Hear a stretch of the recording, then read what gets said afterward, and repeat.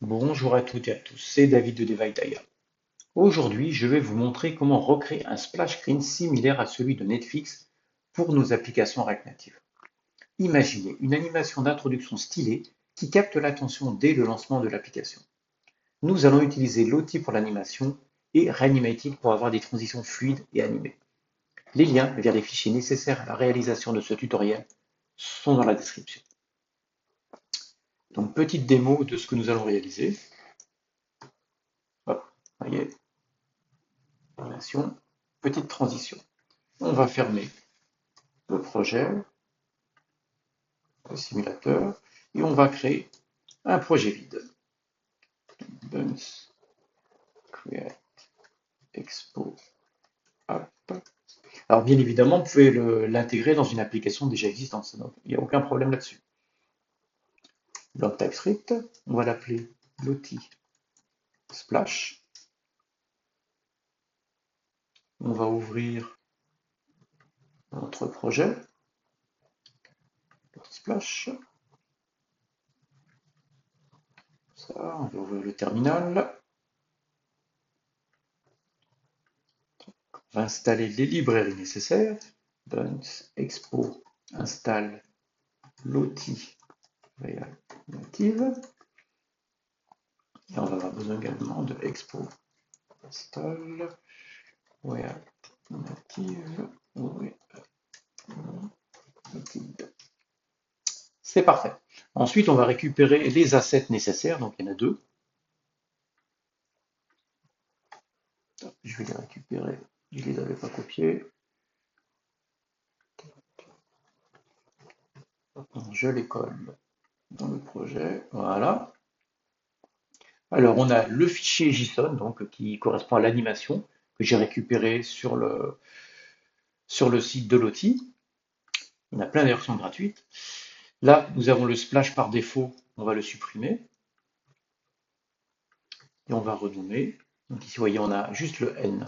Donc en fait, l'animation qu'on va créer, c'est qu'au départ, il y aura juste ce N qui va être affiché. Et ensuite, on va avoir notre animation Lottie.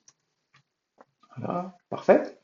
Dans le app JSON, on va modifier le background color de notre splash screen. Par défaut, il est en blanc. On va le mettre en noir. Voilà. Parfait. Ensuite, on va créer notre component. Dans le dossier component, on va créer un splash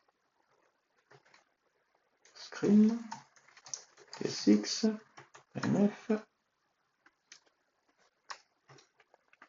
À l'intérieur, on va utiliser directement notre Lottie View.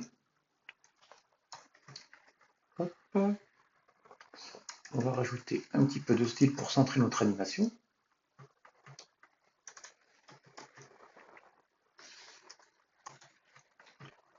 On va l'appeler conteneur. Voilà. Et on va également lui rajouter un background qui va correspondre à la même chose qu'on avait dans notre app JSON, c'est-à-dire du noir. Parfait. On l'applique à notre vue. Alors, notre Lottie View, au minimum, elle aura besoin d'une source qui va être donc un require. Et là, on va d'ailleurs faire mieux que ça. On pourrait faire comme ça. Asset, et ensuite notre Netflix JSON. Voilà. C'est parfait. D'ailleurs, on va même l'améliorer. J'aime pas tellement c'est comme ça. On va lui mettre une base URL. Voilà. Et on va lui mettre un pass. On va lui dire, ça va être le pack des assets. On va lui mettre donc asset. Et dans ce cas-là, dans notre splash screen, on va juste lui mettre ceci. Un relatif, c'est mieux. On va lancer notre application.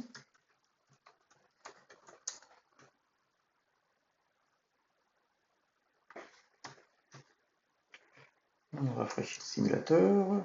Pour l'instant, il n'y a rien. Dans notre app.tsx, on va changer le texte. On va lui mettre Netflix, splash screen. On va enlever la statue bar, ça n'en a pas besoin. Et on va avoir un petit state qui va nous permettre de voir si on doit afficher la splash screen ou pas. Donc ça va être splash is finished. On enlève ça. On va importer useState. Et on va regarder, on va lui dire si, c'est à peu près ça, on va importer notre screen, sauf que pour l'instant on n'a pas ça. Voilà.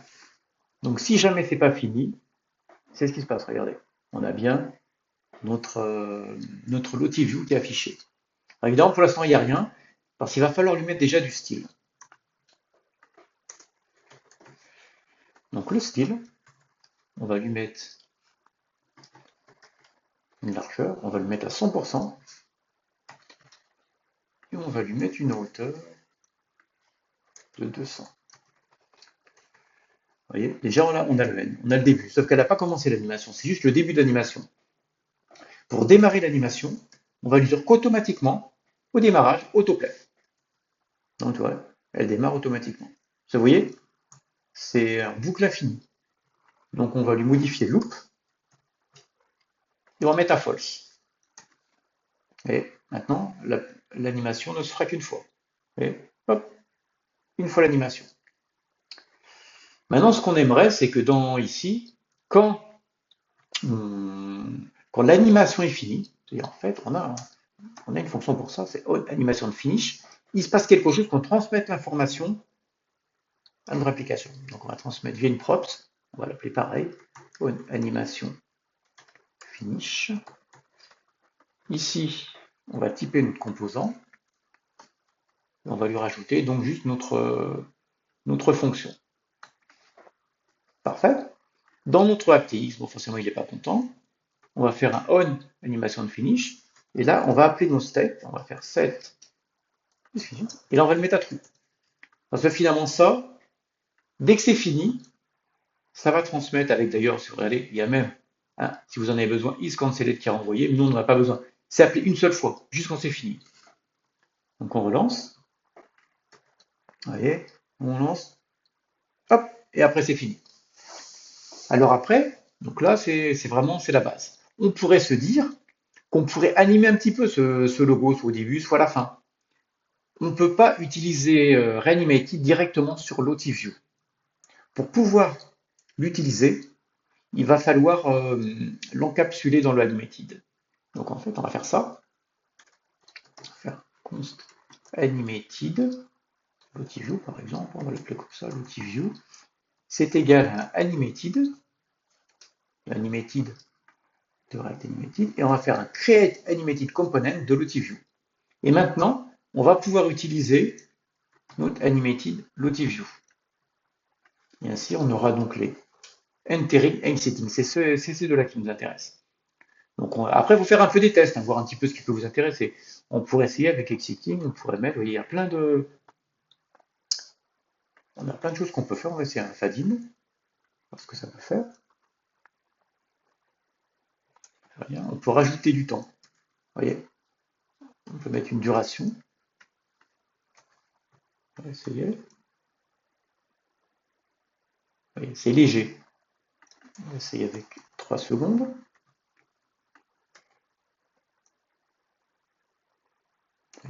Après, on peut le varier parce que des fois ça peut être mieux de le faire même directement avec le entering.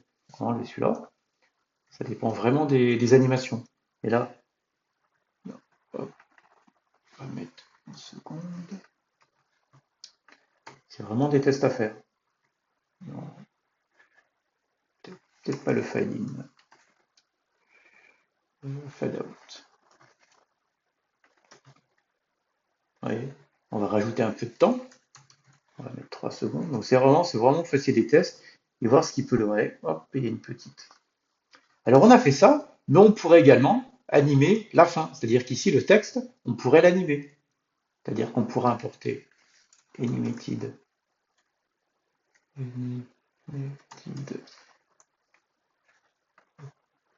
texte qui va nous faire importation.